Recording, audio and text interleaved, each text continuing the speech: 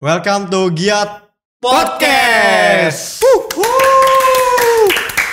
Jilid berapa ini Pak Manton? Kita sudah sampai jilid 5 Pak, episode Jilid 5. Iya, bersama kita lagi bertiga. Pasti udah saling tahu dong. Gua Christian. Gua Manton teman-teman. Dan narasumber kita kembali dengan ke Om Walman. Yuk. Oke, di podcast kita jilid 5 ini kita mau membahas apa sih Pak Manton? Lagi rame banget sekarang kita bahas ini Pak, internet dan sosial media. Wah, kayaknya untuk zaman sekarang itu semua orang sudah mengenal yang namanya internet dan sosial media. Ada apa sih Pak tentang itu Pak? Karena gini Pak, karena kan banyak banget nih internet ini ada yang menyalahgunakan, tapi ada juga dampak positifnya.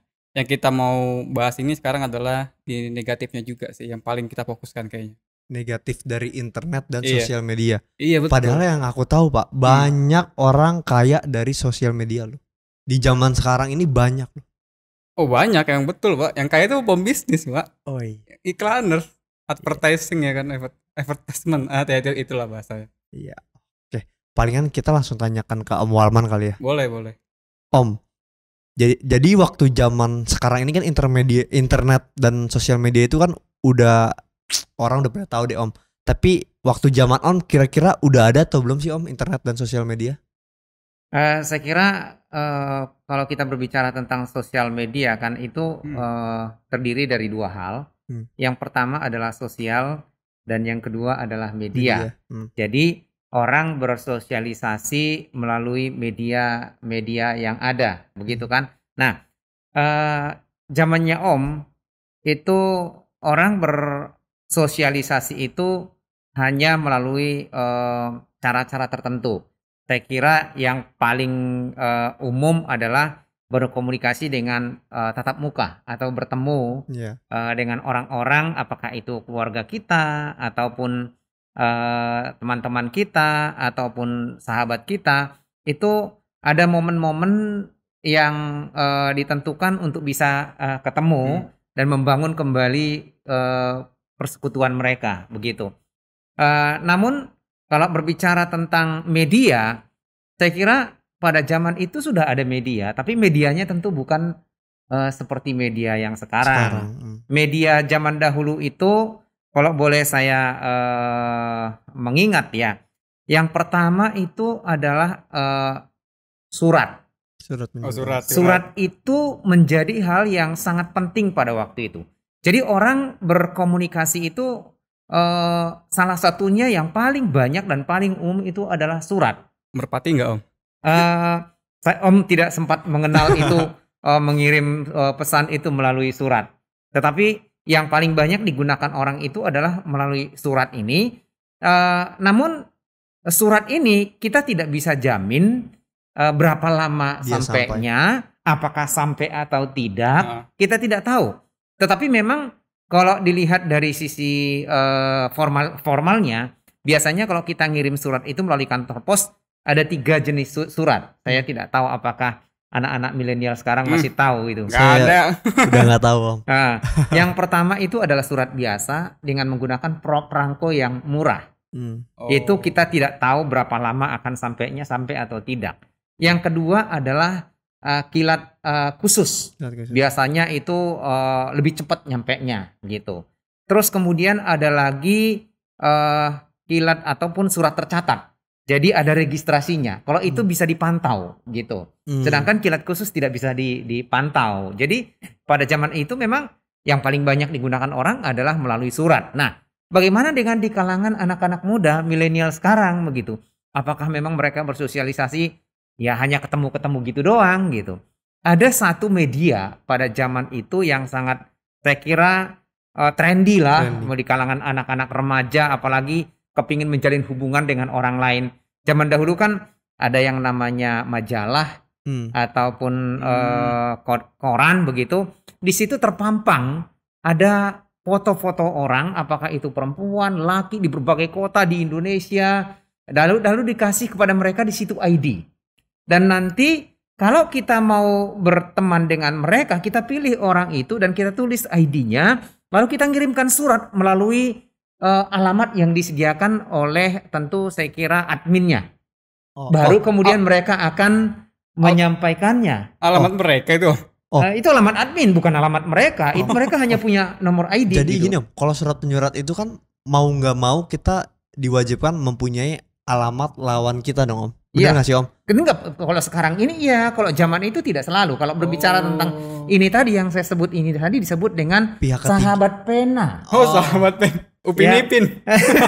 Itu sahabat pena. Jadi kita tidak pernah tahu alamat mereka, kita tidak pernah tahu kayak apa modelnya mereka, itu cuma foto hitam putih dan ada nomor ID-nya begitu. Nah, lalu kemudian untuk berkomunikasi pada zaman itu selain surat, itu ada lagi yang disebut dengan telegram. Telegram tapi bukan telegram yang seperti sekarang ataupun aplikasi begitu. Tapi itu jenis komunikasi yang dimiliki oleh Telkom.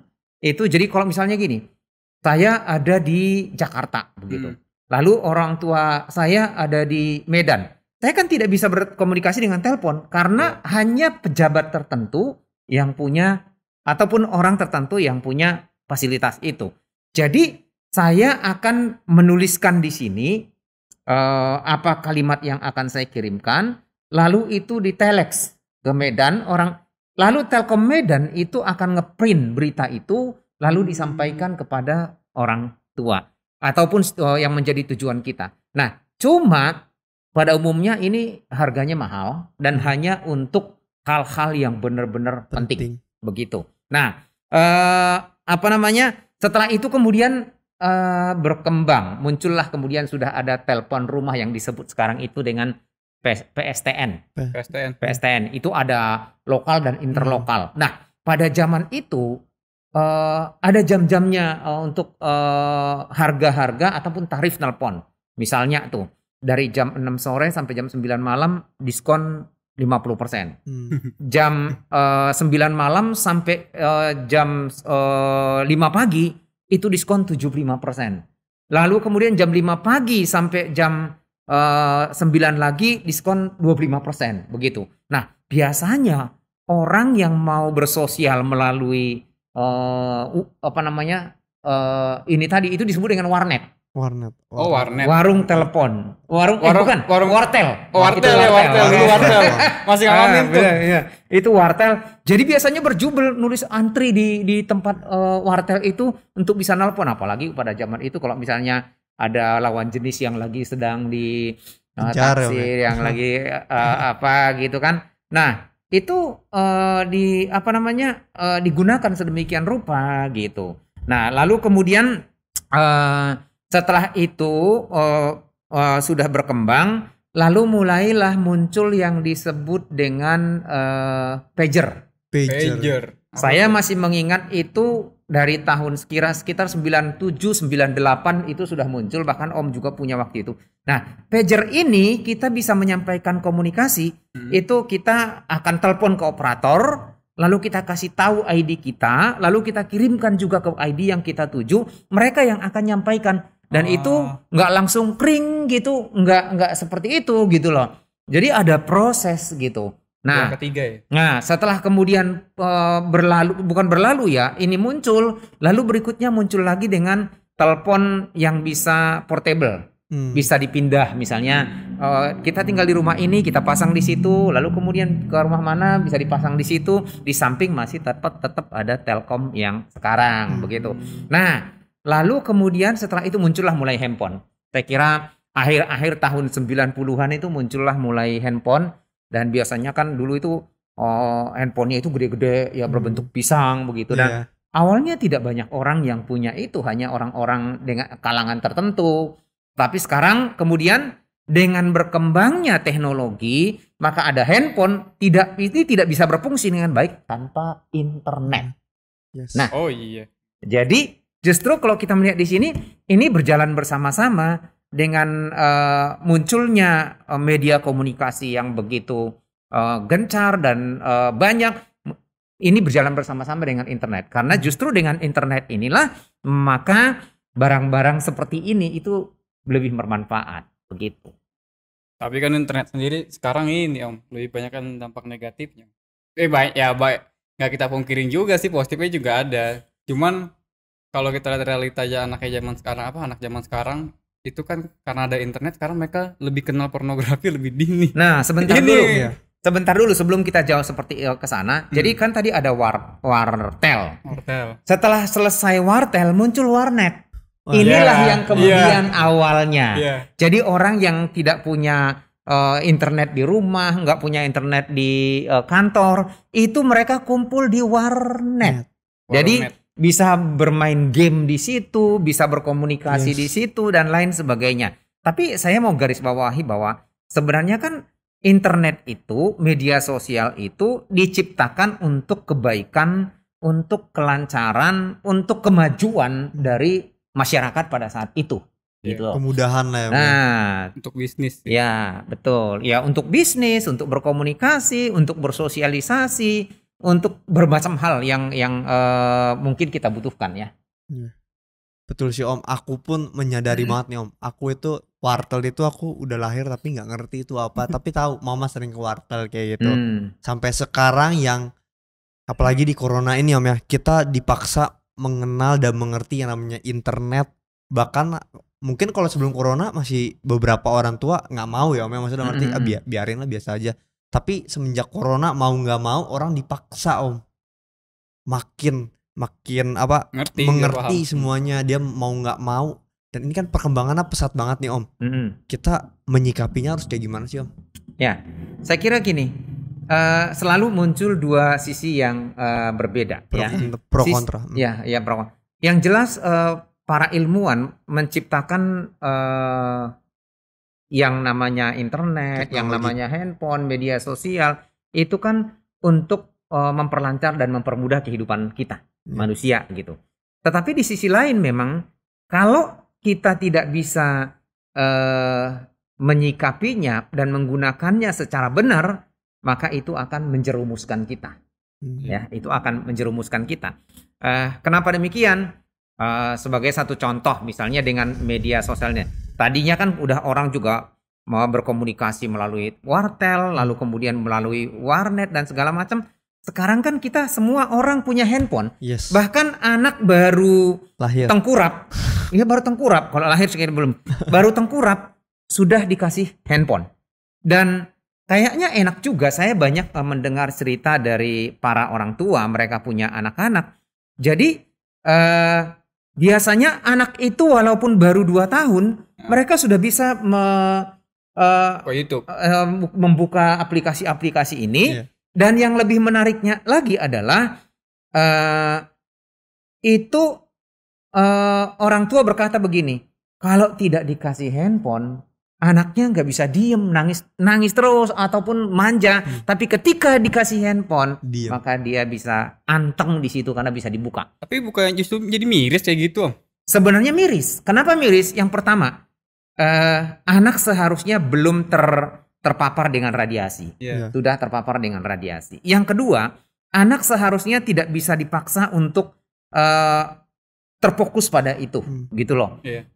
Akhirnya terfokus pada itu sehingga seringkali banyak anak itu terlambat perkembangannya. Baik perkembangan bicara, perkembangan motorik, yaitu berjalan dan lain sebagainya, begitu, dan perkembangan sosial. Nah, kenapa begitu?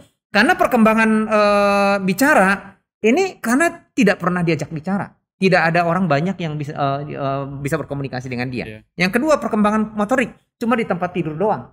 Hanya diam di sini, makanya telat. Handphone dan internetnya aja. Lalu kemudian perkembangan sosial sudah, bicara sudah, perkembangan apa lagi tadi? Motorik. Nah, motorik tidur aja di sini. Nah, perkembangan sosial yaitu nggak ada yang bisa diajak ngomong begitu. Bisu. Jadi mengalami masalah seperti itu gitu. Nah, belum lagi biasanya contoh ini. Saya pernah punya murid SMA, ini SMA kelas 1. Jadi setiap kali ulangan itu agamanya nilainya bahkan bukan hanya agama, kecuali bahasa Inggris. Itu nilainya selalu di bawah 3. Lalu saya mencoba untuk menganalisa sebenarnya apa yang menjadi penyebabnya. Lalu saya temukanlah ternyata gini. Jadi dia tinggal di rumah sendiri bersama dengan pembantu. Orang tua dua-duanya kerja, kakaknya pun sudah sekolah. Jadi apa yang dilakukan setiap hari? Setiap hari itu yang di setel itu adalah TV. Nonton TV gitu. Jadi setiap hari dia nonton TV dan hanya terfokus, dipaksa untuk fokus seperti itu. Jadi akhirnya ketika ada sesuatu yang tidak menarik dalam kegiatan dia sehari-hari, termasuk belajar di sekolah, nggak bisa fokus, ngantuk, tidur. Coba, jadi karena adrenalinnya nggak terpacu, karena tidak ada sesuatu yang menarik begitu. Nah, belum lagi kadang-kadang saya pernah melihat dikirim satu video. Jadi ada seorang anak kecil mungkin sekitar 3 tahun lagi pergi di tempat umum begitu. Saya lupa kayaknya di rumah sakit tuh atau di tempat ruang tunggu gitu. Dia buka handphone. Ibunya tidak tahu persis apa yang dilakukan oleh anaknya. Padahal yang dilihat oleh anaknya itu mungkin tanpa sengaja tidak tahu itu adalah film porno. Nah, bisa dibayangkan. Ya. Ini apa yang akan itu terjadi. Yang dampak negatif yang menurut saya, tadinya orang mungkin anak yang baru kenal handphone, internet, nggak tahu apa-apa Om. Cuman emang yang tadi Om bilang nggak sengaja lah dia Om. Akhirnya dia jadi tahu, terus jadi maksudnya hal-hal negatif yang dia nggak tahu akhirnya dapat dari sini kan, itu membuat dia apa ngebuild diri dia jadi itu Om, nggak baik kan. Iya, betul. jadi ini ya. Karakternya ya betul. Padahal kan sebenarnya tanpa disengaja. Mungkin orang tua ini kasih nih biar lu anteng, tenang. Apa jangan orang tuanya lagi? Orang tuanya nyimpen lagi. Kan kadang-kadang Tapi itu ada yang kurang ajar banyak begitu. juga kan mungkin aja Om. seperti itu. Kalau keluarga-keluarga ataupun orang tua yang tidak takut akan Tuhan, Iya. itu udah hal yang biasa gitu loh. Iya, salah-salah ntar malah anaknya belajar dari orang tuanya. Iya, betul. Iya. Nah, itu kan mereka lihat seperti itu gitu. Sama yang kemarin mungkin ingat nggak di Komsel Pemuda, saya bercerita ada satu orang pemuda yang keluar hubungan ayah dan ibunya kurang baik. Lalu karena ibunya merasa kesepian, ngajak anak-anaknya semua 4 atau 5 saya lupa itu selalu nonton ke bioskop. Padahal itu bioskop orang dewasa. Iya. Nah, sejak dia sering nonton seperti itu, di otaknya itu tertanam sudah hal-hal yang porno. Dan setiap teman wanitanya itu pasti dirusak sama dia. Ini jadi kayak ini Om ya, yang harusnya tabu jadi nggak tabu gitu. Iya, betul. Itu jadi hal yang maksudnya biasa buat Lumrah. dia. Lumrah. Jadi lumrah. Banyak orang sekarang yang apa yang tidak wajar dianggap jadi wajar. Iya. Gitu. Ya. Nah, apalagi tuh? Tapi nggak dipungkiri juga sih Om, kayak internet dan sosial media itu baiknya juga banyak Om. Salah satunya kayak sekarang bakal lagi corona, ibadah online itu kan sangat berguna. Bayangin kalau kita lagi virus sekarang tapi kita belum mengenal yang namanya internet dan itu, pasti bener-bener kita nggak ada ibadah sama sekali kan Om. Ya. Kecuali mereka yang emang dari dirinya setiap hari udah rutin kan Om. Nah tapi kalau misalnya orang yang maksudnya harus setiap minggu ke gereja, pasti kan iman dia turun banget kan Om. Saya kira sudah pasti. Seperti misalnya begini, manusia bisa hidup, bertumbuh dan menjadi kuat itu karena ada asupan gizi yang cukup. Dia harus minum yang cukup dan makan yang cukup. Paling tidak kita ini makan minimal 2 kali dalam sehari. Nah kalau kurang dari itu berarti kita tidak mendapatkan cukup asupan gizi yang baik. Nah demikian juga halnya dengan kita secara rohani. Kalau asupan rohani itu seperti misalnya firman Tuhan, doa tidak mencukupi, maka lama-lama kita akan kurus rohani kita. Lama-lama setelah kurus kita akan mati secara rohani, layu begitu. Makanya kita harus menjaga supaya kita tetap terpelihara di dalam iman dan kerohanian kita kepada Tuhan. Tetapi memang kalau untuk orang-orang milenial sekarang kayaknya kadang-kadang ibadah itu sudah tidak begitu penting. Bahkan mereka tidak ada waktu dalam tanda petik untuk beribadah. Kenapa saya mengatakan begitu? Contoh misalnya, tadi kan kita melihat rentetan dari media sosial dari sejak zaman Om sampai zaman sekarang. Dari zaman coba kita lihat sekarang ya. Orang bermedia sosial itu yang pertama tentu telepon ya oke, Yes. masih gitu kan. Yang kedua yang muncul semua orang kayaknya sekarang walaupun dengan cara bohong punya Facebook sendiri, begitu kan? Ya. Lalu kemudian punya WA, semua orang sudah punya WA. Muncul lagi Telegram, muncul lagi waktu itu ada WeChat, ada Line dan lain sebagainya. Dan orang memiliki ini semuanya, IG juga ya. Itu kalau bisa mereka menggunakannya dengan baik dan positif, itu akan benar-benar membangun hidup mereka, meningkatkan taraf hidup mereka, wawasan mereka. Karena kita tahu seperti tadi di awal, itu begitu luar biasa banyak manfaatnya buat kita, mempermudah hidup kita. Tapi ketika seseorang itu tidak bisa lagi menyikapinya secara positif, hancurlah. Kenapa begitu? Om mau bicara di sini. Ini sampai masalah rohani.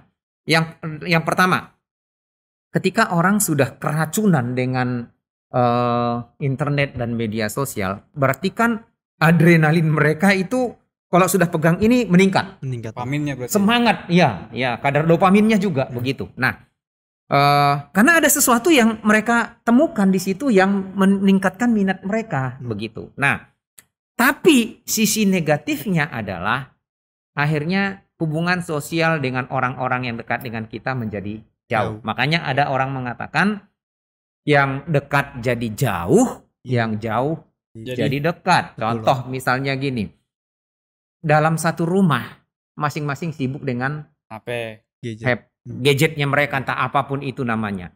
Dipanggil pun sampai 2-3 kali belum tentu dengar. Bahkan dipanggil melalui itu tadi, media itu tadi. Nah, itu sangat lucu. Jadi satu rumah tapi tidak pernah bicara.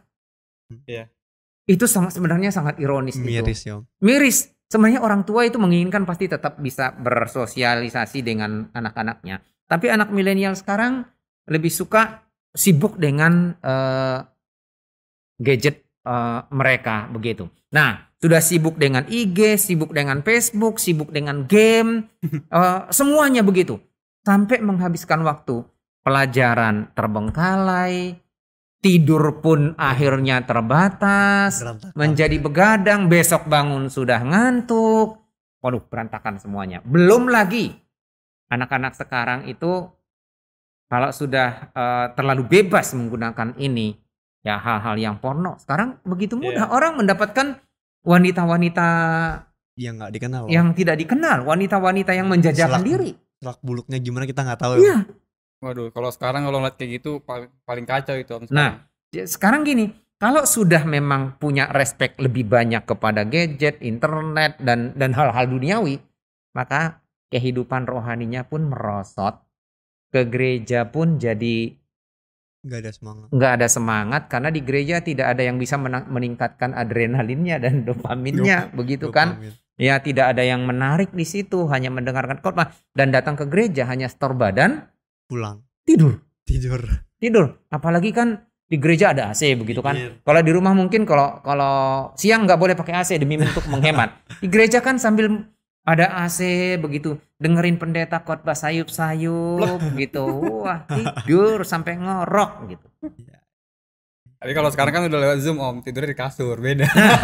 Ya, itu lagi makanya banyak orang sekarang jadi lebih terjerumus lagi. Nyaman. Diberikan kenyamanan. Karena mereka sudah kebablasan. Kenapa begitu? Tadinya kan mau tidak mau kan harus mandi. Harus makan bangun begitu. Pagi. Ya, lalu bangun pagi supaya berangkat lebih cepat gitu kan. Tapi sekarang toh juga nggak ada yang ngelihat gitu. Nggak perlu buru-buru bangun begitu. Ya udah sambil mungkin orang tua ngajak kebaktian. Chris, ayo kebaktian gitu. Iya, gitu. Terus ya sambil denger sambil nyanyi tidur gitu. Terus kemudian dibangunin. Chris, bangun. Masa kamu kebaktian lagi? Terus kemudian tertidur. Apa sih? Dengar kok, Mah. Dengar kok. Dengar kok, Mah. Tapi sampai ke otak. Iya, nyampe ke otak. Iya. Malah yang menurut saya sih anak-anak sekarang pasti kan udah pinter banget media sosial Om ya. Masa internet. Kadang orang tuanya mungkin yang malah perlu belajar dari anaknya. Betul. Itu sangat banyak. Nah, mirisnya mereka yang anak-anak yang dipakai dengan tidak baik, mereka bebas mengakses. Betul. Bahkan mereka bisa menutupi apapun dari orang tuanya. Betul. Kenapa begitu? Karena biasanya kalau anak-anak itu membuat password. Iya. Supaya tidak ada seorang pun yang mengetahui privasi mereka dan termasuk orang tua. Sebenarnya saya mau mengatakan, kalau kita percaya kepada orang tua kita dan mereka berniat baik, seharusnya kita nggak perlu kasih password ke orang, kasih tahu dong. Iya, gitu. Kasih tahu password ke kasih orang tahu password, tua. karena memang password perlu ya. Ke teman nggak boleh, tapi ke orang tua ya. Ke orang tua. Tapi kalau kita sendiri pun sudah nggak nggak mau memberikan password kepada orang tua kita, pasti ada sesuatu. Tanda kutip itu pasti. Tanda kutip, betul. Nah dulu aku juga pernah jadi pelaku kayak gitu, Om. Karena tanda kutip, passwordin aja. Nah, Om nih, ini akhir-akhir ini aja Om kasih password. Kenapa? Karena anak-anak juga ada yang tahu, ada yang enggak. Karena itu di situ ada m-banking gitu. Itu. Jadi itu doang yang Om jaga. Kalau misalnya Pak mau pinjam handphone, buka. Karena kan pakai fingerprint. Ya udah buka aja, lihat. Karena nggak ada sesuatu yang perlu diumpetin gitu loh. Betul sih Om. Tapi selain itu Om, aku juga ada yang miris. Karena kan kita apalagi buka Facebook ya.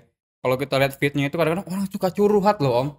Curhat di sosial media. Terus kadang kayak apa, ketikan amin gini. Apa sih maksudmu dalam hati gue ya kan? Orang seharusnya curhatnya maksudnya kita ngobrol ke orang terdekat atau enggak yang positif. Nah dia malah menyampaikan untuk umum. Nah, contoh nih, barangkali ini satu-satu. Pernah saya ngeliat di Facebook itu temen dia pernah minta ke Om berteman gitulah.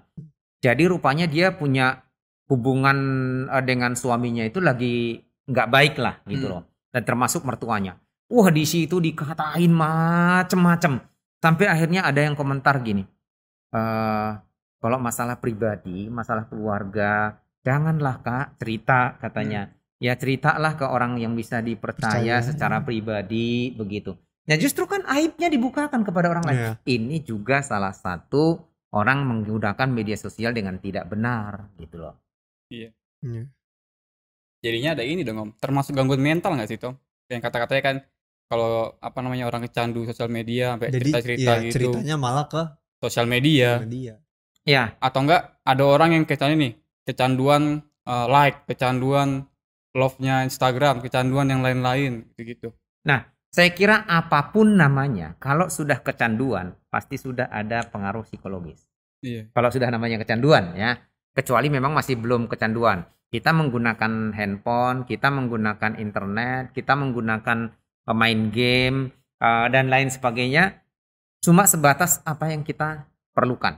Gitu kok, apa yang kita butuhkan gitu.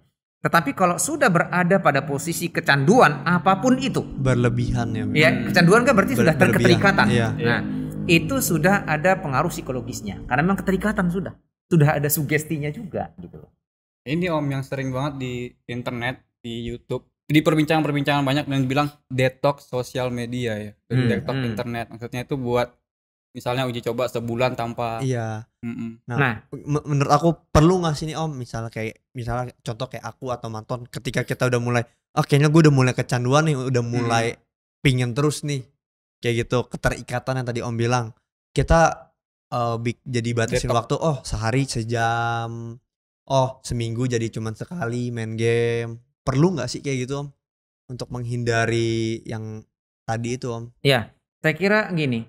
Selama kita menggunakan media sosial itu sesuai dengan kebutuhan kita, ini tadi, saya kira itu kita berada dalam posisi yang benar, gitu. Tapi ketika sudah kita kecanduan, maka itu sudah berada dalam bahaya, ya. Karena kalau orang sudah kecanduan, berarti dia akan mengabaikan hal-hal yang lain. Nah, ketika seseorang misalnya mengambil keputusan atau niat atau tekad mau, apakah itu disebut dengan tadi apa? Detox. Kalau salah detox ya. Ataupun mungkin puasa atau diet terhadap internet dan media sosial, itu kan didasarkan kepada kesadaran mereka. Justru kalau menurut saya bagus sekali kalau mereka sudah punya kesadaran itu, lalu kemudian membatasi diri untuk hal-hal yang merugikan. Dalam pengertian gini, merugikan itu berarti akan banyak hal, termasuk buang waktu yang pada hal-hal yang penting, yang tidak penting, lalu kemudian ada tugas-tugas dan tanggung jawab yang terabaikan, lalu kemudian pola hidup dan gaya hidup menjadi kacau balau. Nah, kalau orang sudah punya kesadaran ini untuk misalnya mengurangi, wah itu saya kira saya sangat support gitu loh. Berarti kan ada keinginan untuk tidak terjerumus, atau mungkin mereka yang sudah terjerumus ada keinginan untuk berubah. Gitu loh. Soalnya kadang kan nih Om, kita sebagai kayak ya umur kita, kadang kita nggak sadar nih Om, oh ternyata kita sudah mulai yang namanya keterikatan sama gadget kita, sama internet kita. Padahal di sisi lain, kalau kita sadar, kita cross check, oh ternyata kita udah nggak ngerjain tugas, oh ternyata kita udah jadi nggak olahraga, oh ternyata tugas-tugas ini terbengkalai semuanya. Padahal itu sebenarnya udah negatif banget ya, udah nggak produktif. Iya, udah nggak produktif. Iya. Padahal sekarang kalau misalnya kalau orang mau produktif, berarti sosial media kan sebenarnya nggak juga harus sih, minimal ya dibatasin aja gitu. Ya saya kira gini, kalau kita mungkin memilah-milah ya, siapa saja yang menggunakan sosial media dan internet. Kalau mereka sebagai pebisnis, maka mereka bisa belajar berbagai macam kiat dalam sukses berbisnis, gitu kan? Banyak hal yang bisa didapatkan di situ. Kalau mereka adalah seorang pengajar atau dosen, mereka mengembangkan diri lewat media informasi yang ada di dalamnya. Gitu kan? Ada banyak yang bisa digali di situ. Kalau mereka memang sebagai mahasiswa atau pelajar, mereka juga dengan mudah bisa mendapatkan mengakses yang bisa mendukung keberhasilan mereka dalam studi gitu. Nggak seperti Om dulu. Om waktu studi khususnya dulu lagi kuliah mau menyelesaikan S1, itu Om pakai mesin tik manual, itu sampai ngetik sampai jam 1 pagi tuk tak. Dan yang sangat menyedihkan adalah ketika itu kan salah ketikan itu maksimal 3. Kalau sudah lebih dari 3, berarti itu harus disobek dan diulang. Kebayang enggak? Sebenarnya sekarang ini menguntungkan banget buat anak-anak muda milenial, bisa dipermudah hidupnya. Tetapi sangat disayangkan juga, banyak akhirnya hancur karena internet dan media sosial. Oh jadi gitu ya Om ya. Om, terus aku mau tanya nih Om. Sekarang kan juga banyak nih Om media sosial dengan pacaran nih Om. Bahkan orang yang di ujung ke ujung belum pernah ketemu tapi sudah pacaran. Bahkan mereka pun bisa merujuk yang namanya mereka saling video. Bahkan sampai video yang tidak baik. Itu gimana tuh Om? Ya, saya kira kalau sudah berbicara tentang pacaran, maka kita berada dalam satu posisi kita sudah saling mengenal satu dengan yang lain. Tetapi kalau hanya mengenal di sosial media, apakah itu melalui WA atau Facebook, Instagram atau ya semacam itulah aplikasi-aplikasi itu saya kira sangat berbahaya. Kenapa begitu? Karena mereka tidak bisa aja kan di gambar mereka orang yang berbeda. Topeng ya. Ya, orang yang berbeda. Ya, yang itu yang pertama. Yang kedua, bisa saja juga mereka itu bukan seperti usia ataupun seumuran dengan mereka. Jadi berbeda. Jadi menipu jati diri gitu. Orang menipu jati diri. Yang ketiga, bisa aja itu melalui itu cara untuk menjerat orang lain. Nah, jadi saya secara pribadi tidak setuju dengan pacaran melalui media sosial kalau belum pernah mengenal. Belum mengenal. Tentu harus mengenal, dan mengenal pun ketika saya pernah membaca satu kisah. Jadi berkenalan mereka di Facebook, lalu kemudian pacaran, ketemu di satu tempat, lalu ternyata dia sudah ditunggu oleh cowok ini tadi dan beberapa temannya, akhirnya dibawa ke satu tempat diperkosa. Nah, itu kejadian. Bahkan ada juga yang kemudian dirampas barang-barangnya, ditinggalin sedemikian rupa. Jadi ada baiknya buat kalian-kalian ya sebagai anak muda, anak-anak Tuhan, itu tidak usahlah berpacaran melalui media sosial gitu. Kecuali memang kalian sudah mengenal mereka, sudah tahu siapa mereka dan sudah bergaul dengan dia. Karena kan pacaran itu kan sudah tahapnya sudah lebih tinggi. Orang kan harusnya tahu dulu, lalu mengenal, Setelah mengenal baru berpacaran gitu loh. Jangan belum kenal, belum tahu tiba-tiba udah pacaran dengan topeng. Iya, bahkan Gitu. banyak Berarti- Om kayak aplikasi Tinder, Iya. yang ibarat kata cari di sekitar kita nih. Nah, Ternyata saling suka, cuman ibarat kata cuma saling suka dari foto doang. iya. Karena mereka ketemu, bahkan mereka bahkan video yang tidak baik senonoh pun banyak sekali itu. Iya. Iya. Karena kalau aku pribadi sih pernah ketipu aku sih Om di Instagram tapi. Instagram nih. Oh, berarti kau pernah dong? Pernah, Pak. Wah, Aku- ini cakep banget nih. Bukan pacaran tapi ya mau ketemu aja ya kan. Jadi ini kan Om ya. Jadi kita kan lagi ada ya mau foto ya kan. Masih jomblo gitulah ceritanya gitu kan. Bro. Ya begitu. Iya. Mencari jomblo. Berarti ya kan. pernah mencari di internet dong kau? Pernah, jujur Terus? pernah ya kan. Ini bagus banget Om. Ini cewek ini wah cantik kali ya kan. Ternyata pas ketemu kok beda gitu. Ternyata yang cantik itu tuh angle-angle-nya doang gitu. Cuman kayak apa namanya? Dia ngambil pose-pose pas cantiknya dari gitu. Ternyata kalau dilihat aslinya enggak. Shock dong kau. Shock Pak. Jadi ini kan ambil muka nih. Aduh, aku boleh Berarti dicek, beda boleh- banget dong sama manton gitu. Manton kan kalau di fotonya jelek tapi ketemunya Aduh, ganteng iya. gitu. Boleh shaming enggak Om ini? Boleh enggak? Hah? Jadi dulu gini. Kan ini perempuan ya, perempuan. Mukanya bagus nih Om. Ternyata pas di apa namanya ketemu aslinya pendek, gemuk. Wah, kaget setengah mampus Om. Itu parah. Karena kan yang di Instagram itu kan cuma kelihatan ininya. Nah, Mukanya aja. jadi- Paling- Itu ya. tadi makanya kan itu korban media sosial dan korban foto. Iya. Padahal kan sekarang ini foto itu bisa diedit. edit. Ah, Sedemikian Misalnya rupa. kecantikannya tadinya wajahnya penampilannya itu cuma 6. Kan bisa dibuat jadi 10. Betul. Apalagi dengan handphone yang Hitam canggih sekarang. diputihin. Iya. dibikin tirus Gemuk dikit. Ada digurusin. ada bintik-bintik bisa dihalusin, dibersihin gitu. Iya. Ibarat kata beli kucing dalam karung. ya. Nah, tel itu beli kucing My dalam God. Makanya karung. lebih setuju kalau statement Om bilang tuh jangan pacaran di sosial media. Ya Iya. betul lah. Masa ada orang mau pacaran cuma gara-gara chattingan, nggak pernah ketemu, terus nggak kenal dekat. Tapi biasanya kan mereka punya alasan nyambung. Nyambung apa ya cuma ngechat. Karena yang namanya chat itu kan kepura-puraan semuanya. Tapi- Mana ada aslinya di situ. Ini loh Om, justru yang ada realitas sekarang Om. Orang bisa lancar di chat dari sosial media Om, tapi realitanya kalau Belum ketemu tentu. juga diem-diem. Iya. Realita begitu realitanya Ah. kadang-kadang. Ya, itu berarti itu kan pengecut toh. Nah, itu dia. Palsu Itu yang- palsu. Hanya ada kepalsuan. Makanya hati-hati. Kalian buat anak-anak muda kenal dulu lah, bergaul dulu dengan mereka sebatas teman. Iya. Baru kemudian sudah tahu semuanya, baru pacaran.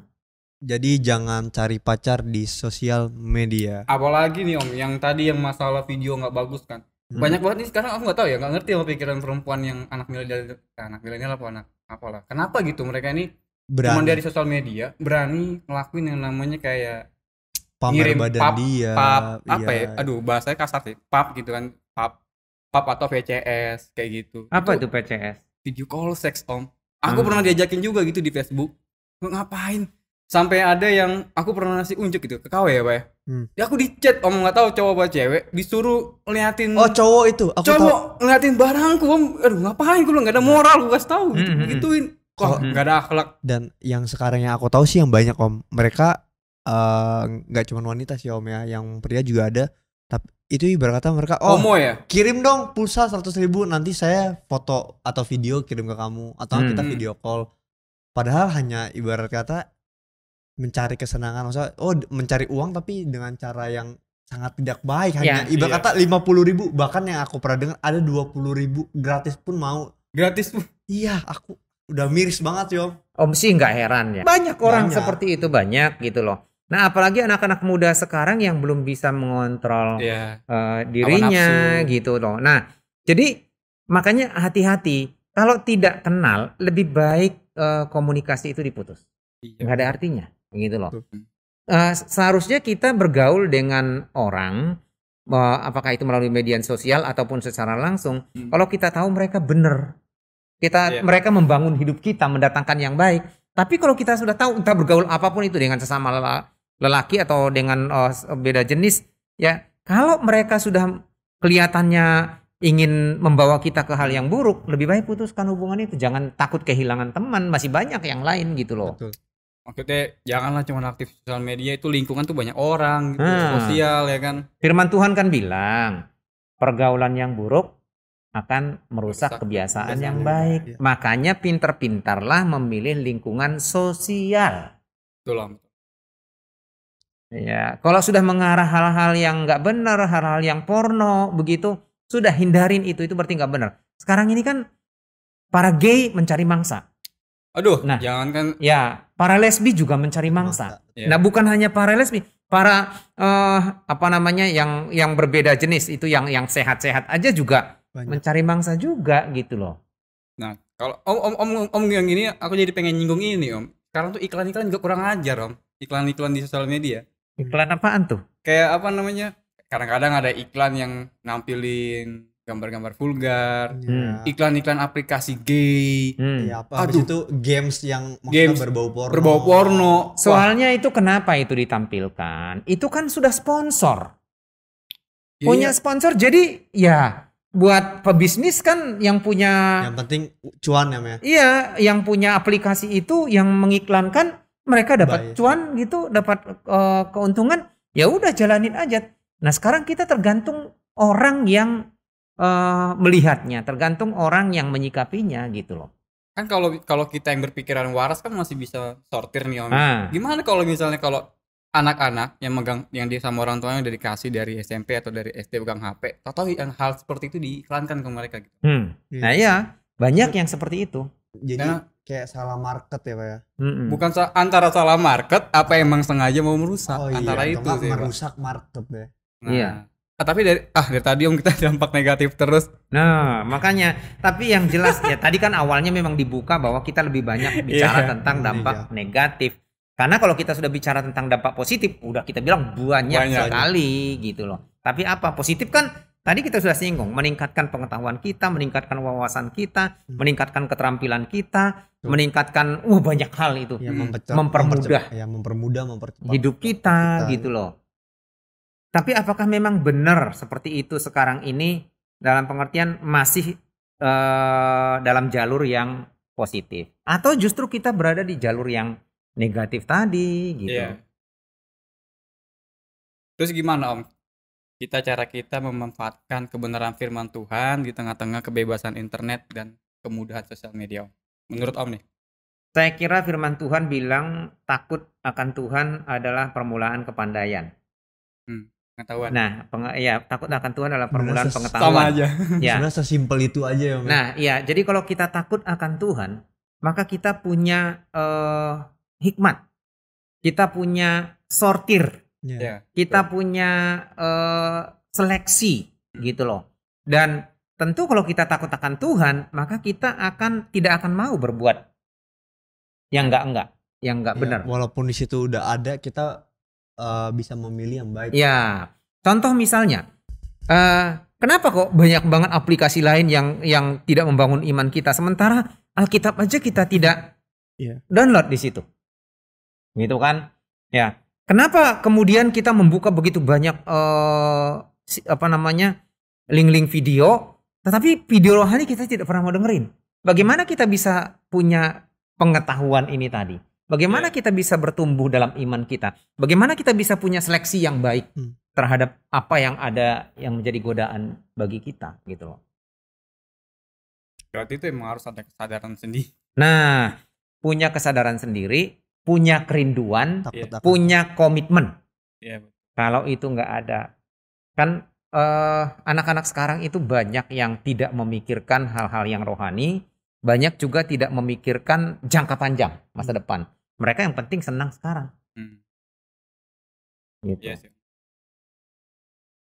Kalau kayak kita ini kan menggunakan internet dan sosial media untuk berbagi firman Tuhan. Contohnya podcast ya kan. Terus kita di Telegram. Berguna sih sedikit tapi biasanya yang berguna kayak gini kurang tertarik. Kurang tertarik. Ya. Om kasih satu cerita. Ini kan zaman internet dan sosial media ini kan boleh dibilang lebih kurang 20 tahun ke belakang ini. Betul. Dulu sebelum ada ini, Om masih mengingat pernah melayani di satu tempat di gereja. Kita itu kebaktian jam 7.45. Selesai sekitar jam 8, setengah 9. Setelah itu jam 10 istirahat dulu, setelah itu jam 10 pemuritan. Pemuritan itu bisa jam 2 sampai jam 3. Bayang. Dan yang sangat saya kagumi adalah selama pemuritan itu orang tuanya pada duduk di bawah, di luar. Nungguin ngobrol, mereka ngobrol segala macem gitu. Terus saya pernah nanya beberapa gini. Enggak pulang? Enggak katanya. Enggak bosan di sini? Enggak. Kenapa? Kita merasa nyaman, Pak. Daripada kita di rumah, anak kita nggak tahu di mana, kita was-was. Lebih baik kita menunggu di sini, mungkin kita lapar bisa beli makanan.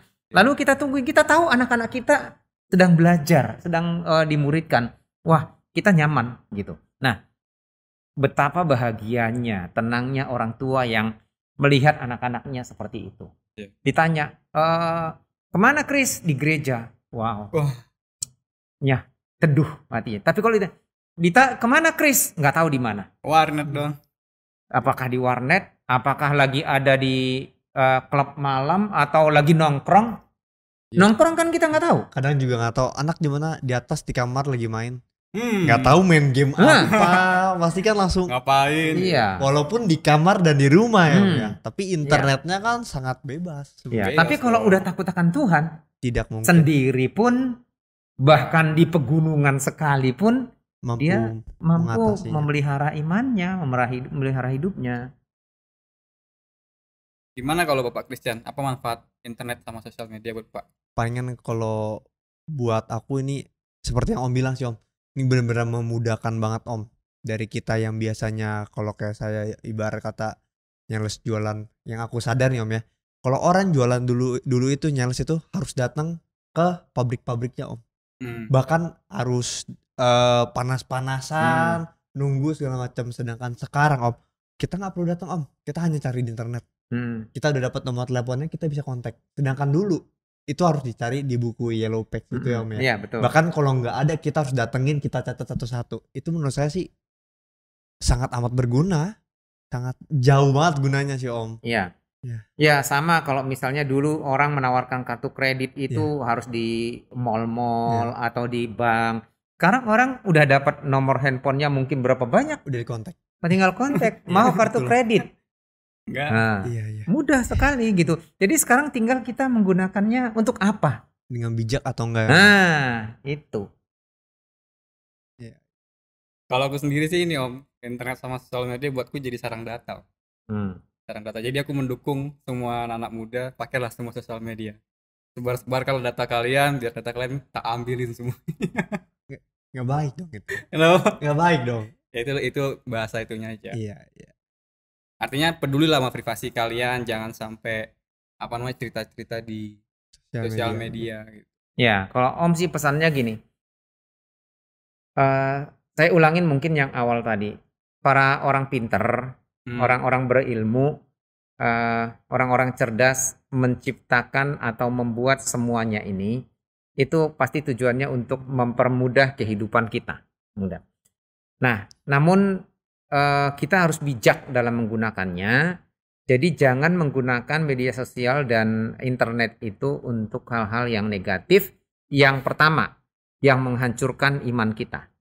Yang kedua, yang menghancurkan masa depan kita. Yang ketiga, menghancurkan hubungan sosial kita dengan siapapun juga. Entah itu orang tua, ataupun saudara, ataupun orang lain. Ya, tapi gunakanlah itu secara positif untuk membangun kehidupan kita. Gitu. Hati-hati. Oke. Thank you nih Om.